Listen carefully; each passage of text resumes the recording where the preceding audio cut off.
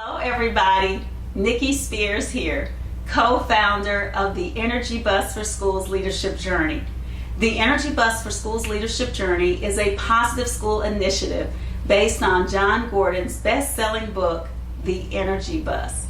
I wanted to stop by today and congratulate all of our schools out there for completing yet another school year. As a former educator and school principal, I know how exciting it can be to close out one year and begin our summer vacations. But today, I have a message for our school principals who never truly take a break. School principals are constantly planning, evaluating, reflecting, and thinking about what to concentrate on in the new year. So as we end one year, we don't stop. We continue because we have to stay ahead of the game. We have to stay ahead of our staff as we think about the things that they'll need when they come back to school in August.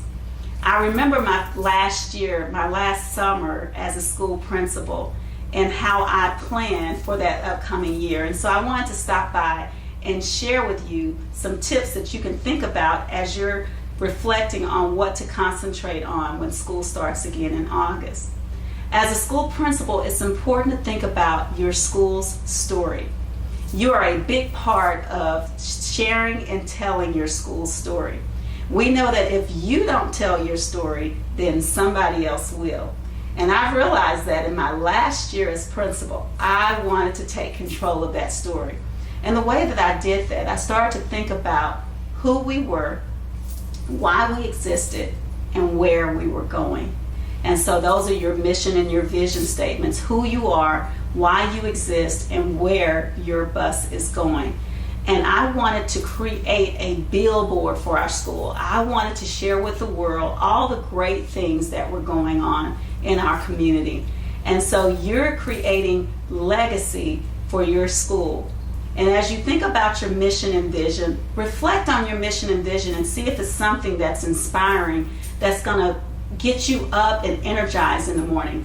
Because believe it or not, if it's not energizing you, then it's probably not energizing anyone else. So if you need to revise your mission statement, it's always good to involve your team members. Involve your team members and think about how are you going to differentiate your school from any other school in your district, in your community, and hey, the world. How does your school, what is special or unique about your school? Think about those things, jot them down, and even create a brochure that shares with others and community members and new people what is your school all about? What are those programs that you offer that no one else offers? So it's good to look at your mission and vision and promoting your school in a positive way. Not only does it get new members excited about what you have to offer, but it also builds up the morale on your campus. The other thing you should focus on this summer are all those unique gifts and talents that your team members hold. And when I say team members, I'm not just talking about your teachers. I'm talking about your staff members, your family members, and even your students.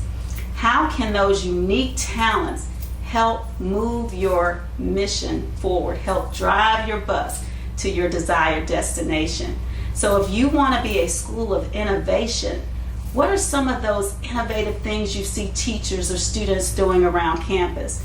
For me, in that last year I was on campus, I was shocked because a lot of teachers came to me and said, Miss Spears, can I start a book club? Or Miss Spears, do you mind if I do a dance club after school? And so they wanted to share these unique gifts and talents with the community, which helped to move our bus forward, our school forward in the right direction, because we wanted to be a school that embraced innovative ideas. And last, think about this. What are those common practices? If I were to come into your school today and I ask your team members, I asked several of your team members, what are things that are common across the board that everyone does? Would everybody have the same responses, or would they all have different responses?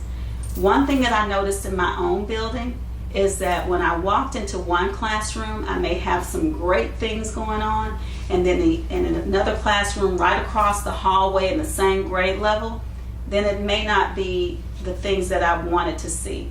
So one thing that I did on my campus is we talked about what are those things that are common for everybody, that everybody should know that we're doing on our campus. What are common practices and what is common language for us.